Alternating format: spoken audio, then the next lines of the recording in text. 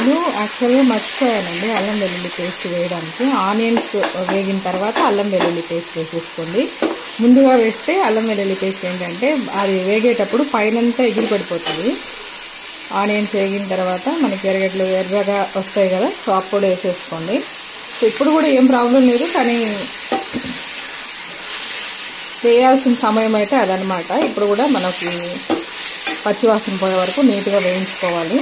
ఇప్పుడు మిరియాల పొడి వేసాను కదా, ఒక్కొక్కసారి మిరియాల పొడి నేను మటను, పసుపు, ఉప్పు వేసి ఉడకబెట్టేస్తాను. సో ఇప్పుడైతే ఇందులోకి వేసేదాను గ్రేవీలోకి.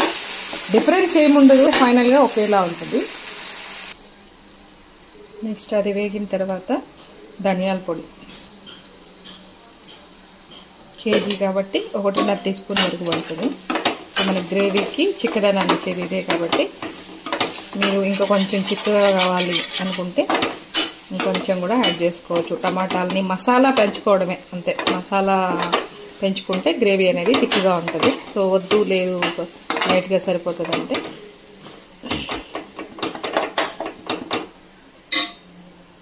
మనం పచ్చిమిరపకాయలు వేసాం కాబట్టి కారం అనేది చూసుకొని అడ్జస్ట్ చేసుకోవాలి.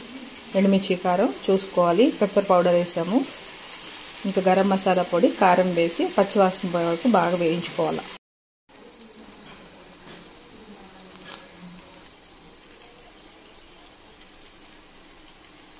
గరం మసాలా పొడి కొంచెం పచ్చివాసన పోయే వరకు వేయించుకోండి.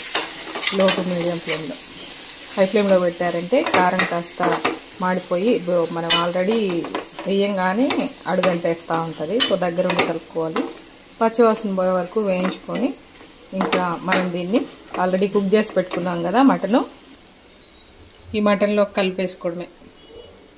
సో ఒక 10 to 15 మినిట్స్ మనకు థిక్నెస్ని బట్టి గ్రేవీ, ముక్కలు ఉడికాయ గ్రేవీ థిక్నెస్ని బట్టి మనం కొంచెం ఎక్కువ తక్కువ చూసుకోవాలన్నమాట.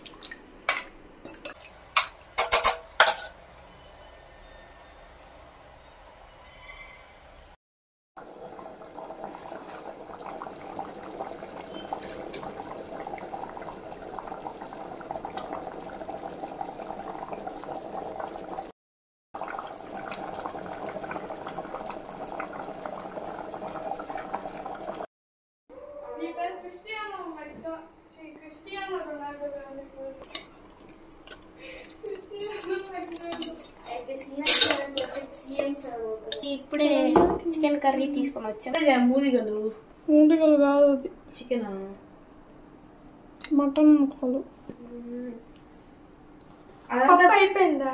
అదంతా తినే